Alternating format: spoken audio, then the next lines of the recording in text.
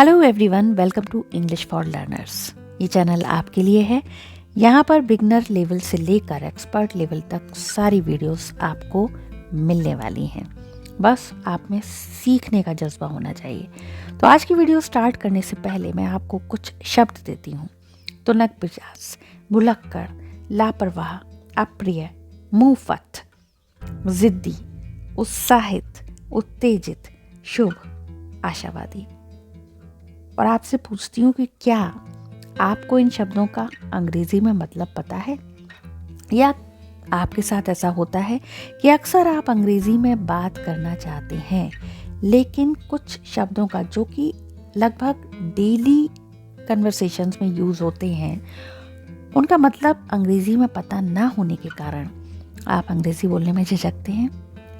क्या ये आपके साथ होता है?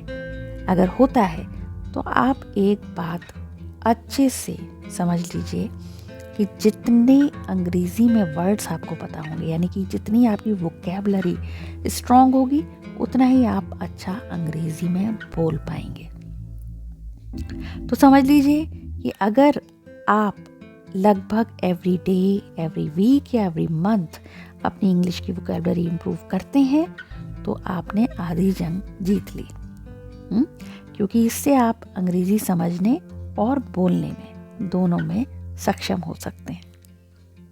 तो चलिए, यही शब्द जो मैंने अभी आपसे पूछे थे, मैं आपको बताती हूँ एक एक करके इनका अंग्रेजी में मतलब, and I will tell you how to use them in your English sentences. इनको अंग्रेजी में वाक्यों में कैसे प्रयोग किया जाए, जिससे कि आप कभी भी जब भी इन शब्दों को अंग्रेजी में बोलें तो उनको कैसे बोलें, ये आप प्रैक्टिस इस वीडियो में आज करने वाले हैं। तो चलिए स्टार्ट करते हैं। पहला शब्द है तुनक मिजाज। तुनक मिजाज को अंग्रेजी में कहते हैं फिनिकी। फिनिकी। तो फिनिकी पहले हम देखते हैं कि हिंदी में इस सेंटेंस को कैसे यूज करें। वह अपने खाने को लेकर बड़ा तुनक मिजाज है। नाउ हाउ टू से it in English? He is very finicky about his diet. तो आप यहाँ पर अर्थ के साथ साथ प्रोनाउंसिएशन पे भी ध्यान दीजिए। Finicky, he is very finicky about his diet. अब तुनक मिजाज को पकड़ लीजिए, उसको फिनिकी कहते हैं। अब ये शब्द आपको जिस सेंटेंस में लगाना है लगा दीजिए। लाइक वह अपनी ड्रेसेस को चुनने में बड़ा तुनक मिजाज है। That means he is very finicky about choosing his dresses. He is very finicky about choosing his friends. आप कुछ भी कह सकते हैं, क्योंकि आपको फिनिकी पता है, then you can use this word in any sentence like this. Okay, तो इस तरह से आप सीखते जाएंगे। नाउ नेक्स्ट वर्ड, भुलक्कड़। भुलक्कड़ को अंग्रेजी में कहते हैं फॉरगेटफुल। भुलक्कड़ वो होता है जो जल्दी जल्दी चीजें भूल जाता है। अब हिंदी में सिंपल सा सेंटेंस लेते हैं, वह भुलक्कड़ है। She is forgetful. अब आप भुलक्कड़ को कहीं पे भी यूज कर सकते हैं। That you are very forgetful about your birthday. How can you be forgetful that you forgot my wedding anniversary. Like that आप कोई भी सेंटेंस बना सकते हैं, क्योंकि आपको पता है भुलक्कड़ को इंग्लिश में कहते हैं forgetful. Now the next word that is लापरवाह।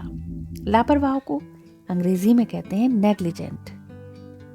जो लापरवाही करता है, लापरवाही नेग्लिजेंसी, जो लापरवाही करे वो नेग्लिजेंट। तो सेंटेंस, तुम लापरवाह हो, यू आर नेग्लिजेंट। अब लापरवाह आपको पता चल गया, आप कुछ भी सेंटेंस बना सकते हैं कि तुम अपनी चीज़ों को लेकर बहुत लापरवाह हो, you are very negligent about your things. Now next word, अप्रिय। अप्रिय एक ऐसा शब्द है, यानी कि ऐसा पर्सन के लिए यूज होता है जो बहुत सारे लोगों द्वारा पसंद नहीं किया जाता, यानी कि बहुत सारे लोग जिसे पसंद नहीं करते, इनफैक्ट घृणा करते हैं। जो अपनी चीज़ों को लेकर कुछ भी कहिए कि जिसको लोग पसंद नहीं करते, उसको कहते हैं obnoxious। obnoxious, यहाँ ध्यान दीजिए, ओ को ओ नहीं कहेंगे, आ कहेंगे प्रोनाउंसिएशन में। सो obnoxious। सेंटेंस लेते हैं, वह एक अप्रिय व्यक्ति है।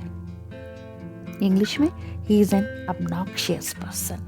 He is an obnoxious person. एक छोटा सा रिमाइंडर देती हूँ, देखिए ये चैनल नया है और आपके सपोर्ट से इसको ग्रो करना है, तो प्लीज़ सब्सक्राइब इट, ओके। और जिससे कि आपको इसी तरह की इन्फॉर्मेटिव वीडियोस इस पर मिलती रहेंगी। चलिए अगला शब्द देखते हैं, मुंहफट। मुंहफट मीन्स ब्लंट। आप देखिए सेंटेंस यह कहते हुए वह मुंहफट था कि उसे पार्टी पसंद नहीं आई। इंग्लिश में he was very blunt, saying that he didn't like the party. Blunt is मुंहफट। मुंहफट कौन होता है? जो कुछ भी कह देता है किसी की फीलिंग्स की परवाह किए बिना, कि उसको हर्ट होगा, बुरा लगेगा, यानी कुछ भी जो मन में आया, जैसा आया वो बोल दिया, उसको मुंहफट कहते हैं और अंग्रेजी में उसे कहते हैं ब्लंट। नेक्स्ट वर्ड, होशियार, यानी जो पढ़ने में होशियार हो उसको स्टूडियस कहते हैं। हिंदी में रवि पढ़ाई में होशियार है, मतलब कोई भी, आप कोई भी सेंटेंस ले सकते हैं, क्योंकि हमारा फोकस यहाँ होशियार पे, जिसको अंग्रेजी में स्टूडियस कहते हैं। ठीक है, रवि पढ़ाई में होशियार है, इसलिए मैंने उन शब्दों को जिनकी अंग्रेजी बताई है उसको हाईलाइट किया है रेड में। इंग्लिश में रवि इज स्टूडियस। ठीक है, अब आपका कोई फ्रेंड मान लीजिए स्टूडियस है, होशियार है, तो आप क्या कहेंगे? My friend is very studious, या he got first rank because he is studious, like that. कुछ भी आप सेंटेंस बना सकते हैं। नेक्स्ट वर्ड, जिद्दी। अब जिद्दी तो बहुत ही कॉमन शब्द है, बहुत कॉमन शब्द है, अक्सर आप यूज करते हो। बड़ी जिद्दी हो तुम, इतनी जिद क्यों करते हो? तो जिद्दी को कहते हैं स्टबन। सेंटेंस, मेरी बहन जिद्दी है, अक्सर छोटे भाई बहन जिद्दी, ये आप शब्द यूज करते ही होंगे। How will you say it? My sister is stubborn, my sister is stubborn. Now next word, शुभ। शुभ यानी मंगल, तो उसको हम क्या कहेंगे? ऑस्पिशियस। अब शुभ कार्य घर में होते हैं, शुभ अवसर आते हैं, तो उसको ऑस्पिशियस कहा जाता है ना। अब फॉर एग्जाम्पल, आज एक शुभ दिन है, अंग्रेजी में कैसे कहेंगे? It's an auspicious day today. Pronunciation देखिए, auspicious, auspicious, auspicious. Today, it's an auspicious day today. अब जैसे आज दिवाली है, बड़ा शुभ दिन है, it's Diwali today, it's very auspicious day today, like that. आप कुछ भी सेंटेंस बना सकते हैं। It's very auspicious day today because today we are going to celebrate your birthday party, like that. Now उत्साहित। उत्साहित मीन्स एंथुजियास्टिक। प्रोनाउंस कीजिए, enthusiastic, enthusiastic. तो उत्साहित, हिंदी में वह अपने जन्मदिन के लिए उत्साहित था। He was enthusiastic for his birthday. उत्साह, enthusiasm, उत्साहित, enthusiastic. He was enthusiastic for his birthday. Okay? अब नेक्स्ट वर्ड, उत्तेजित यानी एक्साइटेड। अब देखिए, उत्साहित, enthusiastic, उत्तेजित, एक्साइटेड। वह ढेर सारे उपहार देखकर उत्तेजित हो गया। He got excited seeing several gifts. Next word, आशावादी। जो व्यक्ति आशा से भरा हो उसको आशावादी कहते हैं, और अंग्रेजी में उसे कहते हैं ऑप्टिमिस्टिक। ऑप्टिमिस्टिक, हमें आशावादी होना चाहिए। We should be optimistic. अब आप ये आशावादी कहीं पे भी यूज कर सकते हैं। He should be optimistic, like that. तो आशा, आशा जो जिसके अंदर आशा भरी हो वो आशावादी, और आशावादी ऑप्टिमिस्टिक।